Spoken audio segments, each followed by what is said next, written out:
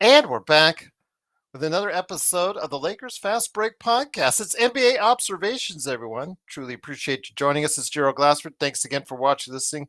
Cannot help but say thank you for all the people who've watched our massive coverage of Luka Doncic heading to the West Coast and all of the views we've had. Just cannot say thank you enough for doing that. But if you haven't yet liked and subscribed, please like the video. Subscribe if you can.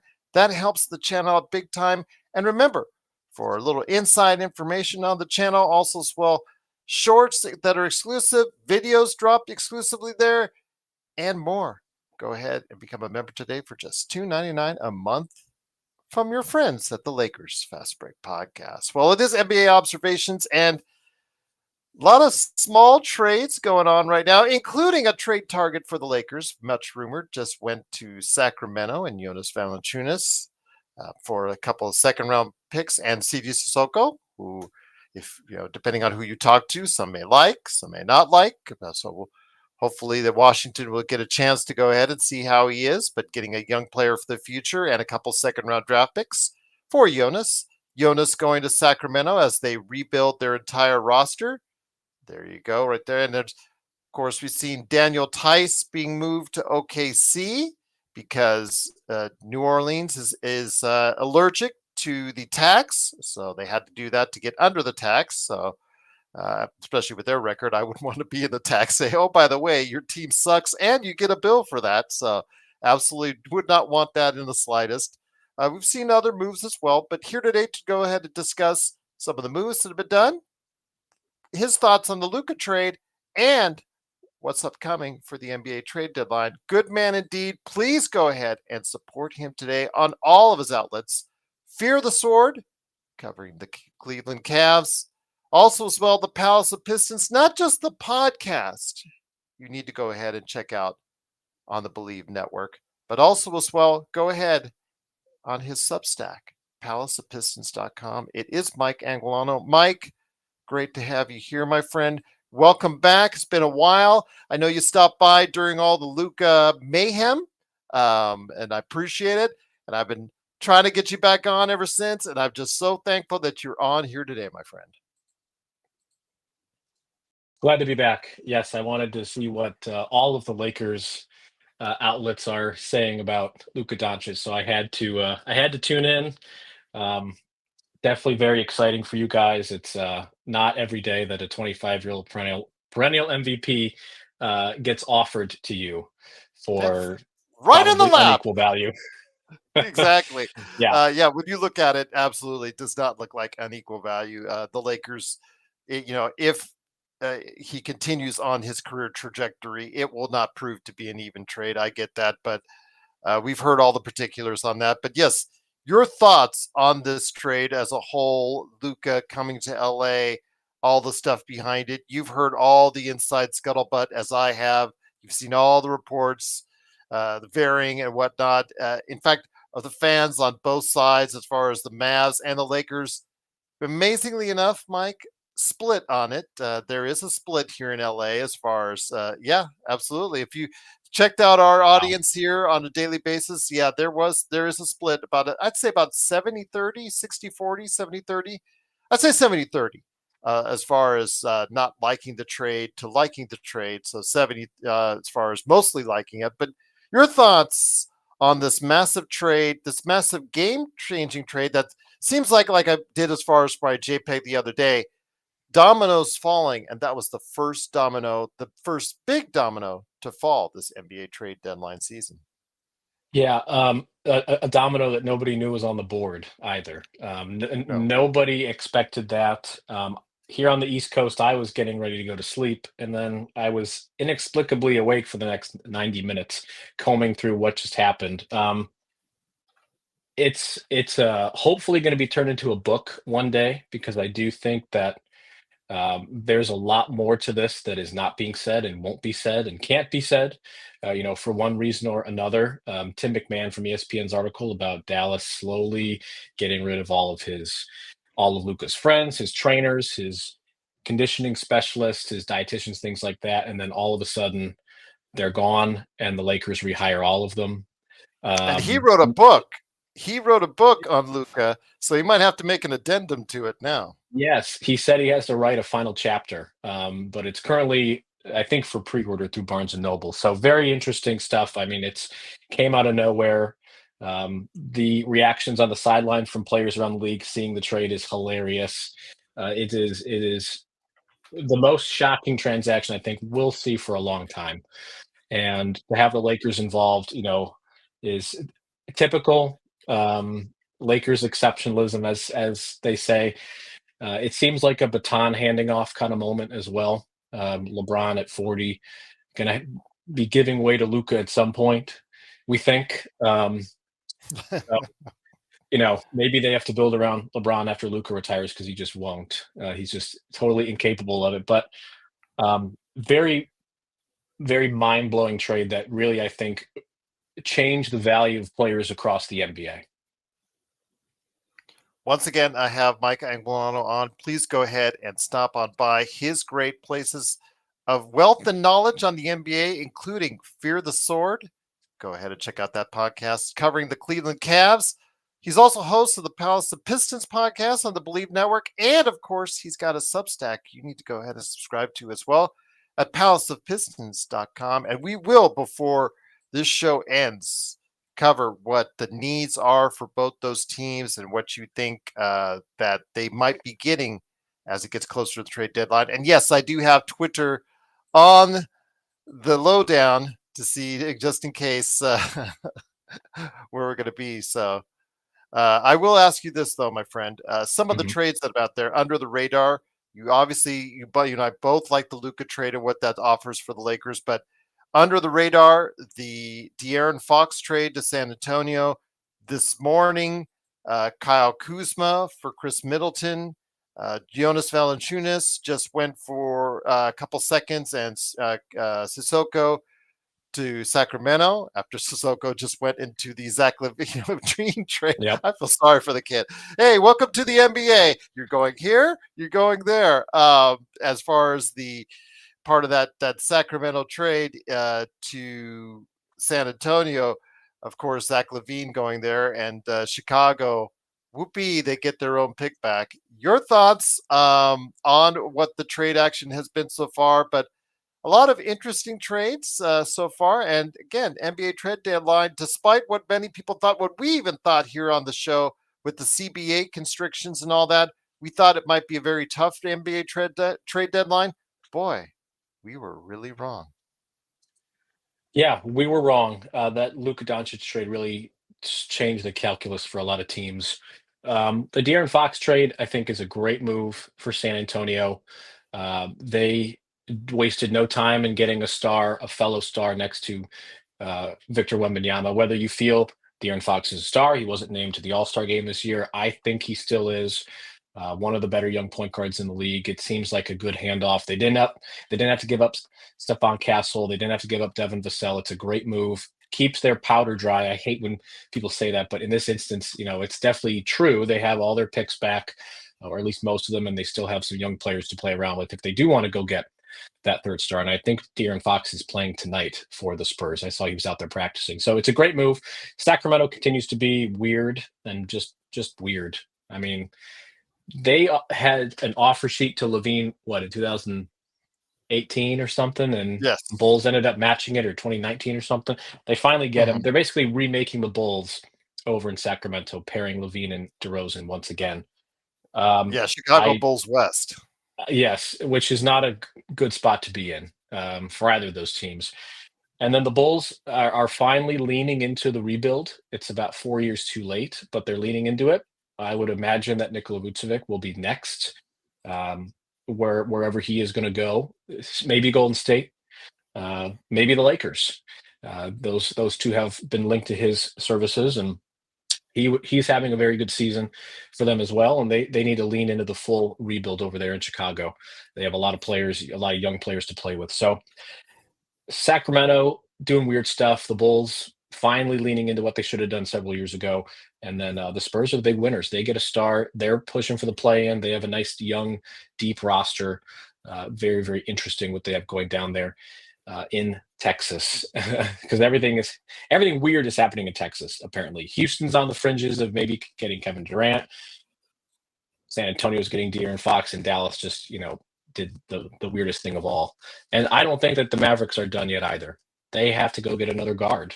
I mean, they have Spencer Dinwiddie and Kyrie Irving, so a lot of movement I think within the next 20 hours or so. They did go and get Caleb Martin for Quentin Grimes That's right. earlier. Yes. So, yeah, you're right. Instead of actually getting a guard that you said that they needed, they went out and got a forward. But again, defensively, I think they're really going all in on the defensive side of the ball in Dallas. So it looks like that's what they're going to try and hang their hat on as far as to try and lock teams down. I can't say I blame them once you bring AD over there as your number 4, although the stats say AD is probably best at a number 5 position, but okay, he's happier at the number 4 position. So, Sure. and he did win a title as the number 4. Okay, 4.5 because when it's crunch time, guess who was playing the center for us in the bubble? But be that as it may, I don't want to go into semantics. He wants it. He's got it now in Dallas, and I wish him and thank him for everything and wish him the best on that. But yeah, all the moves right now, a lot of stuff on the peripheral, as always is an NBA trade deadline. There's always stuff on the peripheral. Do you see any more big moves? Because the latest sources saying Kevin Durant is kind of very cool on a return to Golden State. Jimmy Butler is still sitting in his Miami home saying, please take me, somebody, please take me. Do you see any other big names or big moves happening on the way before we really get into particulars on what may be needed for some teams out there? So the Butler situation is very weird. He's gone so far as to say to the Miami Heat, "Hey, I'm healthy. I can play. Why don't I play?" And the Heat are not going to allow that. Pat Riley is petty enough to not allow that to happen, and punish him for what he has done.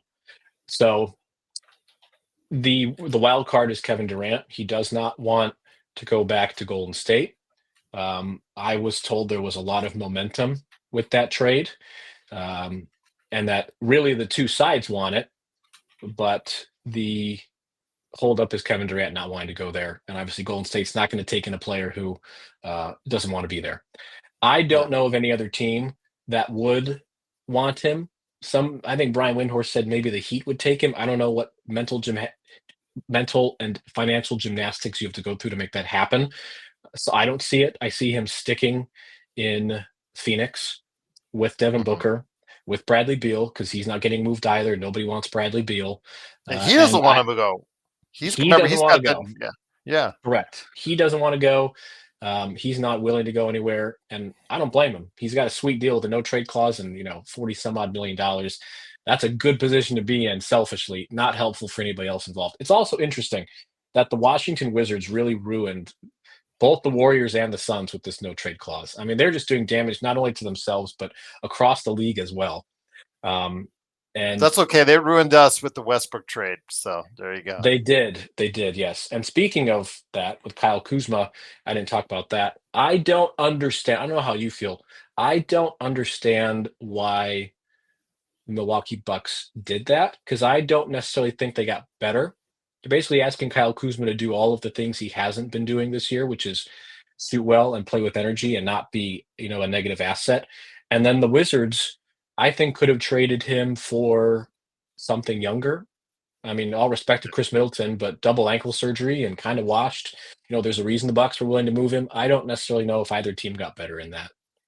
And according to reports, Washington is planning to keep Middleton, which befuddles me into, just like, okay, I don't know why. I don't know what purpose that serves. Do you want to be the leading scorer on a team that's winning 10 games? Okay, that sounds thrilling for him.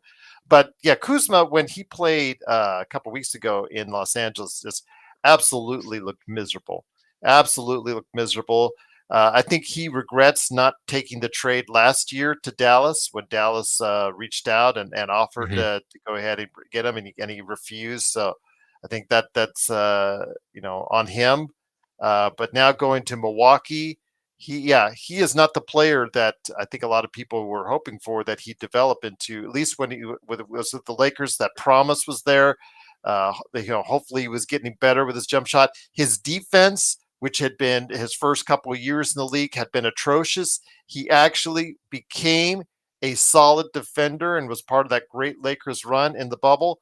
And then that parlayed into the big contract that he got, and then absolutely just has fallen off a cliff ever since then. So I don't know what Milwaukee thinks it's going to find in him.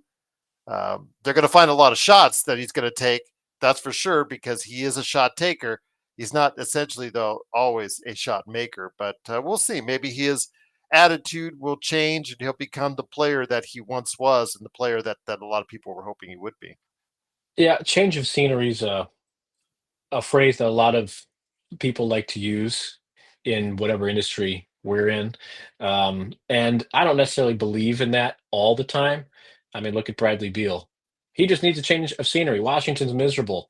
They're bad every year. Goes and plays with Kevin Durant and Devin Booker, and he's a bench player and isn't being very helpful to the franchise. Not that he has any Yeah. incentive to, but that change of scenery didn't change a whole lot. He still is quite hurt all the time, and the attitude has always been kind of middling, even when he was playing with John Wall. So I don't necessarily know if change of scenery is always going to work. It's a nice thing to say to kind of cope with what you've just done. I think that the Bucks could have gotten something better for Chris Middleton, um, because there are so many balls still in the air across the league, and there's still a lot of trades that I think could be made. Um, the Cavs are in on a wing.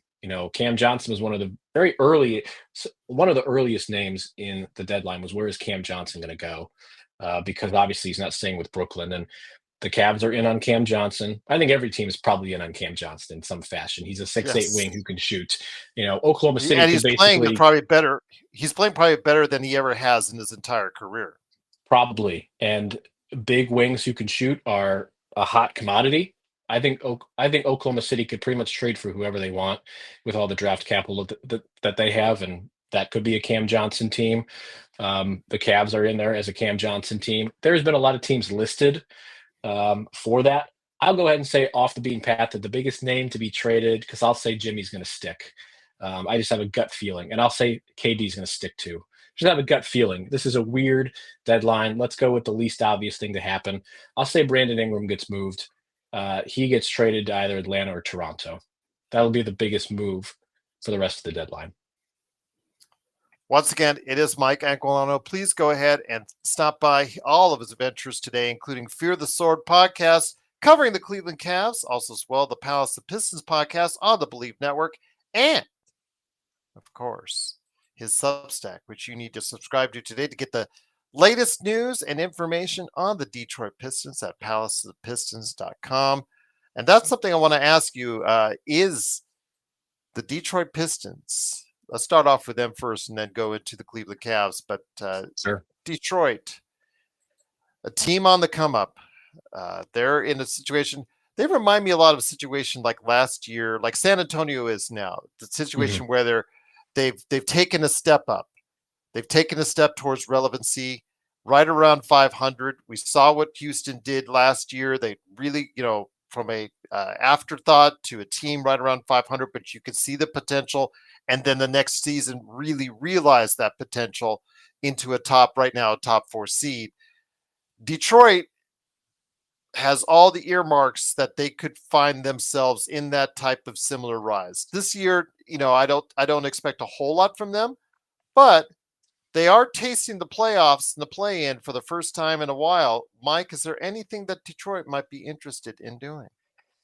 So we've talked about this a lot on the Palace Pistons podcast, and we're of the mindset that no big move is going to be made this deadline. It's going to be fringe type moves.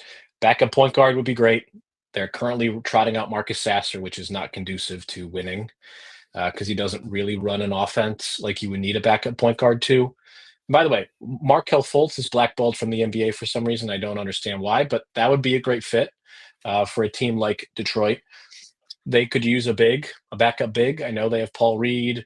I know that Isaiah Stewart has been pegged as the backup 5, but he's kind of that Derek Williams in-betweener, plays the 4 kind of okay, but he's too big, and can play the 5 okay, but he's too small. So They could look at a backup big. The question with the Pistons is, what are you going to do with Jaden Ivey and Jalen Duren in terms of contract extensions? That's really the next question they have. I don't think they're going to be super active at the deadline. They got KJ Martin.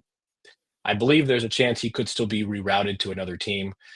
They basically took on KJ in 2 seconds to help out the Philadelphia tax situation. I don't Mhm. foresee them making any big moves, but the question will be, what do they do with Jaden Ivey and Jalen Duren? One of those two guys could be moved next season, next offseason, to do what, like you said, the Spurs are doing now, which is go get a star to pair next to Kate Cunningham. I think that's the next step for the Pistons. So if that's the case, my friend, and once again, Mike, I truly appreciate you stopping by. There's another team that you cover very extensively, and that's the Cleveland Cavs. And for years, it was always about, well, what if these four could actually start working together, start meshing together, start playing together as far as the top four of Garland, Mitchell, Allen, and Mobley. And whether it was for injury reasons or just coach reasons, whatever reasons there were, they just never quite meshed Mhm. until this season. Until this Yeah. season, where it is seemingly, for the most part, recent times they've kind of been falling a little bit back to the pack, but it's been kind of Shangri La. They've all seemed to gel really well. They're all playing at a really high level, and obviously Cleveland, it went from a team that many people said, I don't know if this is actually going to work out, to a team that is right there amongst the best in the NBA. Your thoughts on what they need to do and where they need to go next, because it looks like they could be Boston's main challenger in the Eastern Conference. Yeah, and it's interesting that you said that they're Boston's main challenger, whereas a lot of Cavs fans were hoping that that would be the reverse at this point of the season, is that, Boston would be their challenger. But yeah, they lost to Boston last night in a tough game that was pretty much decided after the first quarter. You go down by, 13 points in the first quarter against Boston. It's gonna be hard to dig out of that hole.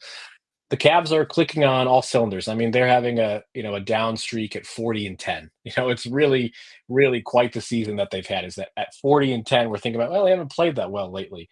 They have been firing on all cylinders with mostly the same rosters last year, which does give some credence to that. The change of coach is what caused all this, and going from JB Bickerstaff to Kenny Atkinson has paid dividends. Um, the Cavs were clearly exposed though last night on their size at the wing. And they don't have a big wing to play against the big wings that they're probably going to be playing against in the playoffs. So if you look at the New York Knicks with OG Anunoby and Mikal Bridges, and obviously Boston with Tatum and Jalen Brown and Kristaps Porzingis as well, they don't have a big wing. Isaac Okoro, 6'5". Max Strus can play up, but that's asking a lot of him, and he has his own injury history. The problem is that their best wing is Dean Wade. And I know that Zach Lowe loves Dean Wade, and the Cavs love Dean Wade too. The Cavs are 30-5 this year with Dean Wade. They're 10-5 without Dean Wade. 30-5 with Dean Wade is pretty insane. And you would think that he was the best player on the team given that record disparity, but it's more of a symptom and less a direct cause. They need a big wing.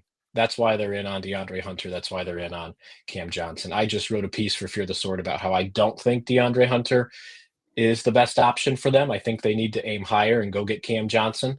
Um, but they need a wing. 6'8" for both of those guys.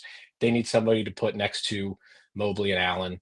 Kind of a connector. They've been searching for a connector since LeBron left. They don't have a guy who can rebound and shoot, and isn't going to demand the ball a whole lot. And both Hunter and Cam Johnson can do that. So I think they need to really scour to see if they can get one of those two guys. I would prefer Cam Johnson personally, but it's pretty clear that they need an upgrade on the wing, because you just can't trust Isaac Okoro to be healthy this year. You can't trust Dean Wade to be healthy, and you can't trust Max Strus to play up like that pretty consistently. Hunter started off the season really well after having an injury-plagued career, and actually, with the drafting of Shea, kind of had to take a step back, doing a lot of stuff off the bench for them. But he was averaging at one time close to 20 points a game for the Atlanta Hawks, and the Atlanta Hawks in their situation, I'm not counting out a trade for Trae Young, because their team might be heading in a different direction as far as what the Jalen Johnson injury is a killer for them. I think that pretty much concluded their season right there. Yeah. So maybe it's time to start thinking about the direction you guys want to go in, or Atlanta wants to go in. I talked with my friend Legend, who covers the Atlanta Hawks, and yeah, he was thinking that that's a possibility now more than ever. But DeAndre Hunter is a smaller piece of that equation. He has played well. He's stayed healthy this year, which is the biggest thing. And it's not exactly the greatest contract in the world, but he might be, like you said, a fit for Cleveland that they just can't pass up. But Cam Johnson, ultimately, I think is the bigger prize, but also the guy that probably would command the most in a trade. Yeah, definitely. And the Cavs are limited on their assets. They basically have Karis LeVert's expiring $16 million deal. They have a 2031 first, and they have rookie Jalen Tyson, who they picked 20th overall, who's pretty good. Um, I don't think they're going to be able to afford Cam Johnson for all the reasons that you pretty much said. He is the better player, and other teams can outbid. His contract is a little bit better. DeAndre Hunter is injury plagued for most of his career, lots of knee problems, and it just spooks me that you have wing depth issues now, and you're going to trade for an injury prone wing who's going to be paid, 20 plus mil for the next 3 seasons. But when you're in this position that the Cavs are in at 40-10. The East is pretty open. Boston looks a little vulnerable. The Knicks look a little vulnerable. Philly has completely cratered. Now is the time to, push your chips in and go all in. That 2031 first, does it really matter? I mean, what are you going to be looking at in 2031? You're still going to have Mobley. You're still going to have Garland. You're going to be probably pretty good. You can't think about that right now. You have an opportunity to win a championship or at least get to the NBA Finals right now. Push your chips in and go after Cam Johnson. And you know what? Player value across the league has totally shifted now after the Luka Doncic trade. Completely changed in my mind. So if the Nets want two firsts and other stuff for Cam, they wanted two firsts and stuff for Dorian Finney-Smith, and as you guys know, that's not what they got in return. So um, I think the Cavs should try for it and do their best to get Cam. But if not, Hunter is a fine consolation prize. Once again, it is Mike Anguilano. Please go ahead and stop on by his great places for NBA knowledge, including the Fear the Sword podcast, covering the Cleveland Cavaliers, also as well the Palace of Pistons podcast on the Believe Network, and of course his Substack, palaceofpistons.com. Yeah, just a lot of things to think about. And then I know they're talking about in our chat, and truly appreciate everyone joining us. We'll be here to about 7 p.m. Eastern. So just wanted to let everybody know that. But also tonight, we'll be having a special show of the Inside Sports Fantasy Football covering the Super Bowl. Then after that, the Lakers Fast Break will be doing an NBA trade deadline special late tonight. So check out that later this evening for your viewing pleasure. But before we get to that, it is right now, Mike. I want to go ahead and say you said Jimmy Butler and Kevin Durant will not be on the move. Kevin Durant, sources say, did turn down the Golden State opportunity when it was presented to him. It's so funny because Phoenix, if this works out like you're talking about, Phoenix could probably be the biggest losers in all this. Golden State won't be far behind, but Phoenix could be the biggest loser in all this. It could be. And they did this to themselves with Bradley Beal and doing what they did to get Beal. Sounded okay when they traded for him. Now it's really biting them in the butt. And sticking with KD, there was a report that had come out just a couple of moments ago about Brian Windhorst saying that the Heat could offer Butler and assets for Kevin Durant, and the Suns would be interested in that. Does Kevin Durant want to do that? Maybe he doesn't want to be moved at all, and that's kind of what I'm getting at from all of this is that he doesn't want to move. Period. And the Suns being stuck with Kevin Durant is, not the worst place to be in. Um, but their ability to make sweeping changes for a pretty mediocre team is just very limited. Golden State paralyzed. The front office is paralyzed by decision making. Very different from the Bob Myers days, where they seem to make every correct move one after the other. This new front office plus Joe Lacob just not having any idea how they want to, do the transition of era like the Lakers just did with Luka Doncic. That's how you do a transition of power from, one empire to the next. They don't have that capability. They don't know if they want to pay Jonathan Kuminga.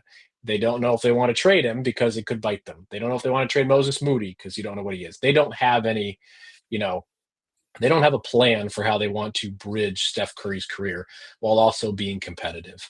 And it's about to bite them in the butt because they could have had Zach LaVine for like nothing. And they opted to go after Butler, who doesn't want to go there, and Katie, who doesn't want to go there either. So they've really hamstrung their capabilities of getting anybody that's going to push them into a playoff position this year.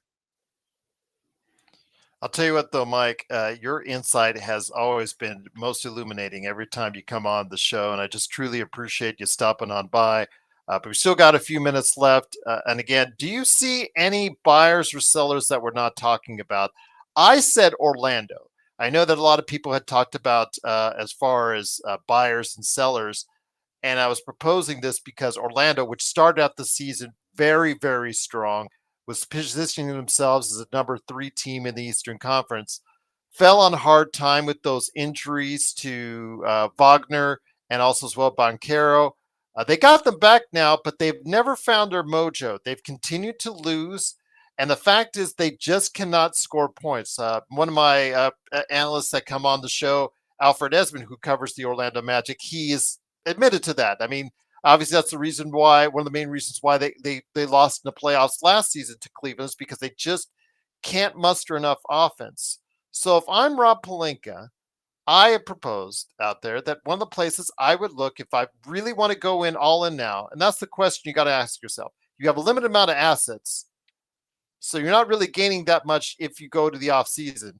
You've got Luka and LeBron now playing at a high level. Why not try to go in all out and I'll go all in now to try and find what you need to find, whether it's perimeter defense, as some have said, whether it's more big men, as some others have said. I'd probably want to go, and first off, one of the best teams in the defensive area in the NBA is Orlando. They've got a lot of pieces there that they can move. Your thoughts about Orlando being possibly a surprise buyer or seller in this trade deadline season? Um, I haven't really thought about Orlando, and that kind of tells you all you need to know about the Magic's season, just completely injury plagued. I still think they're a guard short. I like Jalen Suggs a lot, and he's had a much better season this year. And obviously, Paolo Mm-hmm. and Franz Wagner are just excellent players that almost every team in the NBA would love to have on their team. Um, but they are clearly missing a guard. I don't know how that plays out. They were linked to Trae Young last offseason when there was all this fervor about him changing agencies. But it's clear they need a guard. Um, and it's clear that they have some bigs that can be parted with. The Lakers are certainly in need of a center. Uh, Goga Batazzi or Wendell Carter Jr. would be fantastic options on this Lakers team at Mm-hmm. center. I'm not a Jackson Hayes guy. I'll just put that out there. I don't Don't think that worry, none of Jackson us Hayes. are. Okay, Yes, he, Jackson him Hayes. and him and his defensive awareness seemingly are nowhere near each other. He'll No, be on one side, and usually the basketball will be on the other. And it's just, yeah, he is a third string center that's nice at 2 million in a pinch. He does one thing really well. He pick and rolls to the basket really nicely, and that's it. And if he's your starting center, that doesn't speak well for your front line. I'll just leave it at that. right now to link my Detroit Pistons, the Lakers still have their 2031 2030, first, 2030, yes, 2031 first, which 2031 now is first. not as appealing as it once was on Friday. Correct. I'll just leave it at that. If I'm the Lakers, I'm canvassing everybody for a center, and I would poke around and ask the Detroit Pistons, "Hey, how much do you like Jalen Duren? He's young. He fits Luka's timeline. He's a great rim runner with Kate Cunningham. What do the Pistons feel about Jalen Duren?" Same thing with Wendell Carter. He's a pretty good rim runner. He's a pretty good defender. Has had some durability concerns, but those are the kinds of moves. If I'm Rob Palinka, I would be canvassing the league because now you got to change your timeline a little bit. You can't be looking for the 35-year-old center, just to get you by while AD and LeBron, try for one more year. Now you have to look to the future. You have Luka Doncic. presumably for the next decade plus. I think a guy like Jalen Duren, who's young and who would blossom, has blossomed next to Cade Cunningham this year. If you do want to dangle that first and a piece or two, um, or some combination there, that would be very intriguing if I'm the Los Angeles Lakers, because now you really are bridging more of your positions to fit two timelines. Okay. And again, just for me, you have a motivated Luka who absolutely wants to prove the Mavs wrong. You have a motivated LeBron who's playing still at a high level. I think yes, while you have 10 years with Luka still ahead of you, most likely, it's this time right now where you have those two playing at a very motivated level as a matchup in the playoffs for anyone in a 7-game series. It could still be a lot of trouble for them. And to go ahead and shore up some of the things on the front line that's needed, maybe perimeter defense as well. You could look into those, make those moves out. You don't have many assets in the first place. I mean, we Right. talk about a lot of these fans that are out there in the talk say, "Wait, well, it's time. You can wait. You can wait." Okay, so you gain one first round draft pick and second round draft pick this offseason. We don't have many big expiring contracts to go ahead that are coming off the books this season. Next season, we do, but this season, we don't. So, right now, Right. if something's offered to you, you might need to take a serious look at it because absolutely the Lakers have a chance now in any series with Luka and LeBron playing like they are, or like in the case of Luka, like we know he can. Yeah, can you imagine being the 2 seed and all of a sudden the play-in Lakers roll up with, Luka and LeBron? That's not a good day if you're the 2 seed. That's a fight for whoever is gonna end up in the 2 seed in the Western Conference. They're just offensive juggernauts. Um, are you upset about Jonas Valanciunas going to the Sacramento Kings? Because that was a target for the LA Lakers, and he was not acquired for that much, a couple of second rounders and a draft pick. Okay. Are Do you you still with me, think Mike? that Yep, I'm here. Okay. Are you glad that you didn't get Jonas? Do you think the Lakers dodged a bullet? Because I know that that was a name that the Lakers were in on. Yeah, I was higher on Jonas when he was with New Orleans. Now he's got that 3-year deal. It's only 10 million per, but it's just what can he give you at 35? He's bigger guy, heavier set. He has slowed down. We already seen with big guys like Nurkic in Phoenix what happens when you get to a certain age and you just cannot do the switching. You drop coverage, things of that nature. Yeah, I'm kind of glad that they didn't get Jonas because it just absolutely is not the Jonas from New Orleans that you're hoping to get. With Washington, he's done okay, and I think Sacramento is going to put him nicely alongside Sabonis, but I don't know exactly what they're going to do with those two meshing together. I think again, you've got to think bigger. You got to think maybe younger, that's more developed. I know that Mhm. Norm is saying, and others are saying, well, let's wait, let's wait. Again, you will not be accruing many more assets in the offseason to try right away to fit the exact team around Luka. Again, if you're presented with an offer to get a big or two bigs or a perimeter defender that can change the dynamic of this team sooner rather than later, I'd say again, this is the time you want to seriously consider with LeBron and Luka playing at a high level that you might want to look at going ahead and cashing your chips down because the Lakers don't have many chips to start off with and won't be getting many more this offseason. You're right. If you could get a guy like Goga, who I think is very underrated in Orlando, he flies under the radar because he plays in Orlando. He's played Mhm. quite well this year for the Yes. Orlando Magic, and that's like the perfect middle ground of production and not needing to completely break the bank to get him.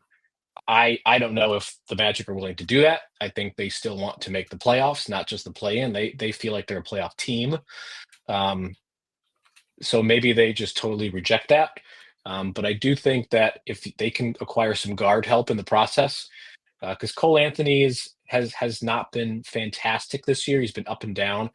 Jalen Suggs has you know, an injury history. Contavious Caldwell Pope has not been as good as he was in Denver. If they could find some guard help in the process and move on from one of their bigs, that could be very enticing for them.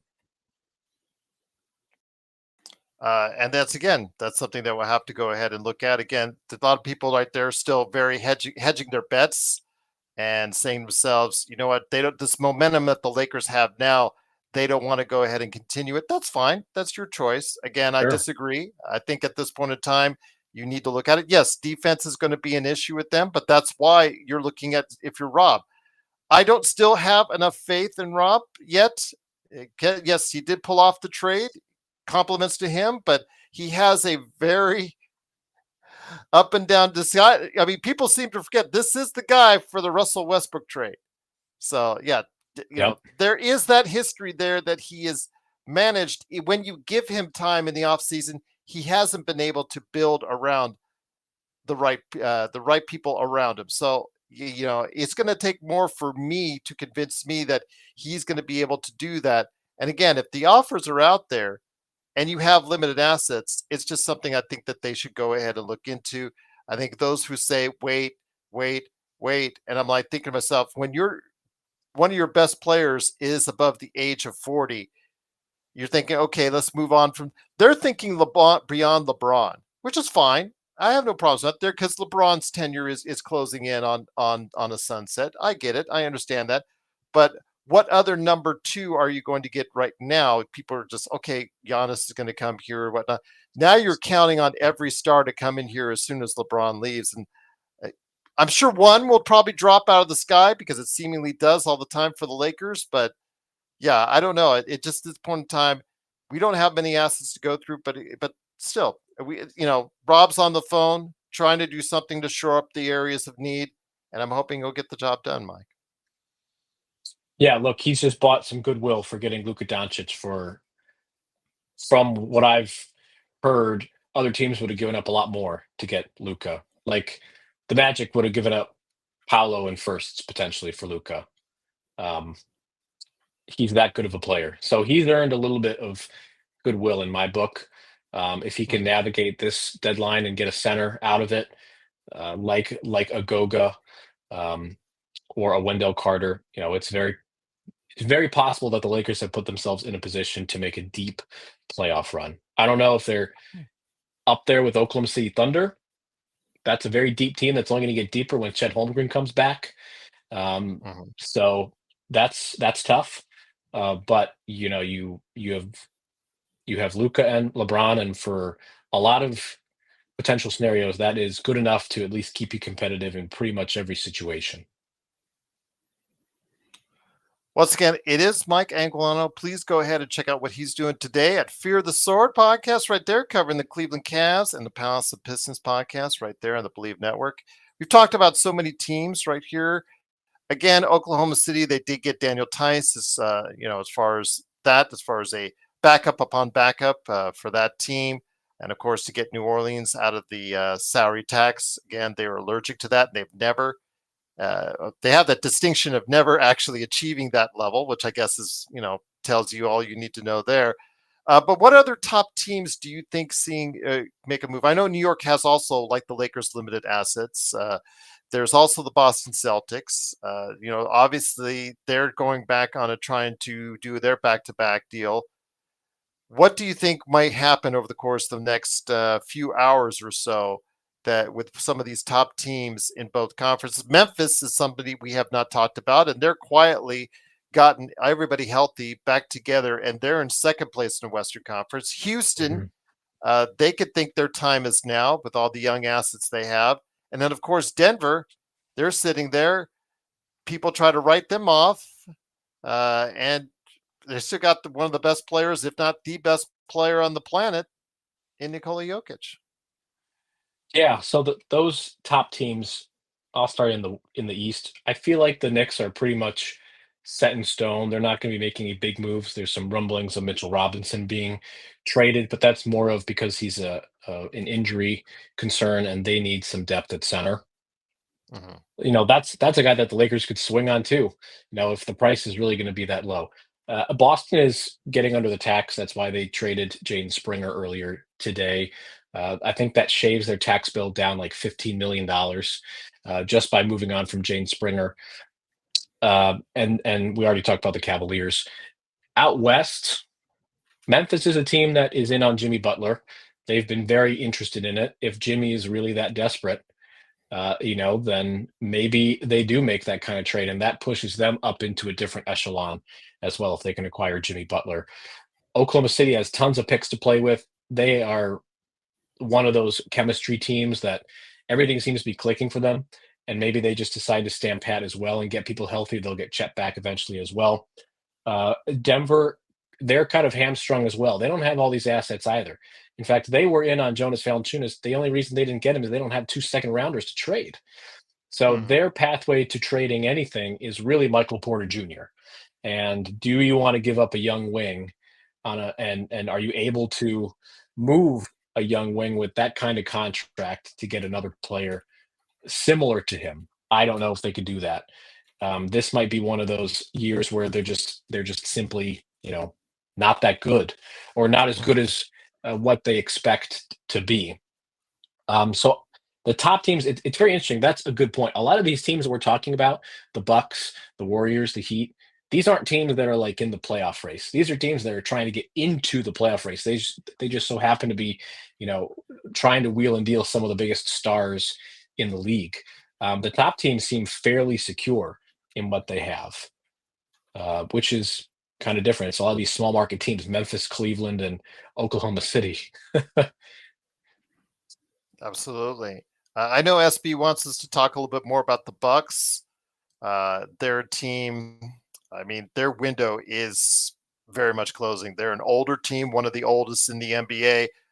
They Yep. did get a little bit younger today with Kuzma, but like you said, I don't know if they essentially got better, especially if this is the Kuzma from Washington Wizards. His tenure there has not been uh, pretty much a standout ever since he signed that contract. But what are your thoughts on Milwaukee? Again, they've got a very old nucleus, so the time is now for them. Do you think they're going to make any magic before all is said and done before the trade deadline? And then also, SB is an Indiana Pacers fan. Indiana, Miles Turner's name has been on the name many people's lists out there. I don't know why you would trade your starting center when you're trying to battle for a playoff spot, but I understand he's going to be a free agent at the end of the season. Your thoughts on both Indiana and Milwaukee?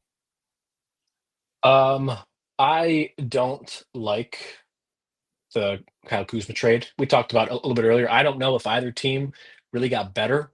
I would say that the team Mhm. that didn't get Kyle Kuzma got better. So, the Wizards get off of that contract. They do have Chris Middleton and they could, end up flipping him or whatnot. They are playing the rebuild card kind of okay. They're going to lose a ton of games, but that's kind of the point. I just don't know if the Bucks got better enough to have cashed in one of their also again very few chips that they could cash in. They moved Middleton for a guy they're really hoping does a lot of things that he hasn't done this year, which is shoot well, have a good attitude, be aggressive on the boards, play good defense. I don't know if he's going to flip a switch internally and suddenly become the guy that um, he can be and has shown at times, but it's a gamble. I would have rather them going after somebody like Jimmy Butler, take a swing on Jimmy Butler. Maybe they did, and that just never leaked out. They were one of the teams in on supposedly in on Bradley Beal as well. I'm a little bit less interested in that just because of the cap figure, but I'm Mhm. not entirely sure that the Bucks are done either. Brooke Lopez is another guy that they could move. Bobby Portis has come up as another guy that they could move. I think they're going to try to make at least one more move to shore up some other parts of their roster, and I think they need to. But you're banking a lot on Kyle Kuzma, and that's not necessarily a bet that I would like to be in the position to make. I did want to say, though, as was pointed out in the chat, I want to give some credit to Dustin. As was mentioned through the tweets and whatnot, it does get Milwaukee, this Kuzma trade, under the second tax apron. So they're a little bit more flexible on what they can trade and do. So we may see some more movement from them before all is said and done, indeed. But yeah, absolutely looking forward to seeing what's going to go on. But before we head on out, got a huge audience today as far as that's concerned. It's for a mid-afternoon deal for us here on the West Coast, early evening for you. But I know you got to go ahead and cover your teams here in a little bit. Before we head Yep. on out, you got to go ahead and give the cheap pub out there you go ahead and tell everybody what's going on with your awesome shows and where they can find you as well. Yes, you can find me on Twitter/X at Anguilano M22.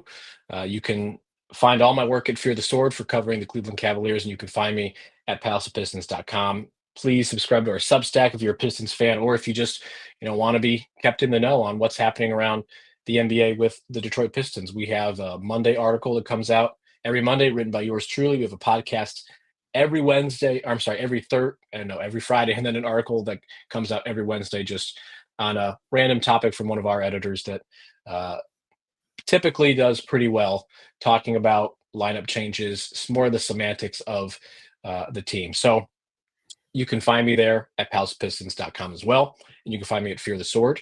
And like I said, you can find me on Twitter/X.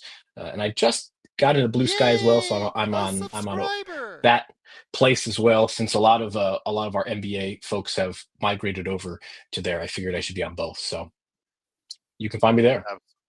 Absolutely. Great to have you here, my friend. Great to be a part of this trade deadline coverage. And absolutely, if you want to go ahead, please support him.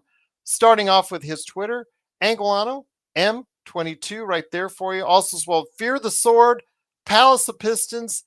Can't be easier than that. I'll put the stuff in the description for everyone out there. I'll go ahead and make sure I get everything taken care of on that as far as on the back end. But before we head on out, any last thoughts on the NBA trade deadline? Do you think it's going to be a crazy one tomorrow morning? Do you think it's going to be kind of light? You think most of the damage has already been done? Let me hear your thoughts on that before we head on out. Um, I think we're going to get some more trades. I don't think we're going to get one in the middle of the night, a crazy one. I think that tomorrow will be a frenzy at about the 2 o'clock Eastern time mark, and then it'll be quiet for most of the morning. I think there's going to be a lot of organizations still trying to convince their stars to get a move on. You might still see Kevin Durant being kind of pushed and nudged out. You might still see Jimmy Butler nudging to go to a team. I think a lot of things are going to change over the next 24 hours. Maybe that, Butler and Durant staying put thing is completely kaput in about 12 hours, and it would not surprise me one bit. I do think there's a lot of jostling happening within those three teams. There you go. Well, it's going to be, I think, a very interesting one. Couldn't be any worse than a couple of years ago when the Lakers did nothing. It was kind of slow. And I had my, I don't know if you know Laker Tom, who used to be Yeah. a lot on the show, and he comes still on the weekends. But I really, as I said before, he got so upset at Rob Pelinka. He was getting red in the face. He went on the diatribe, something that Joe Soro might actually even appreciate. Yeah, went on a diatribe. He was getting ready. I thought he was actually going to have a heart attack because he's 80.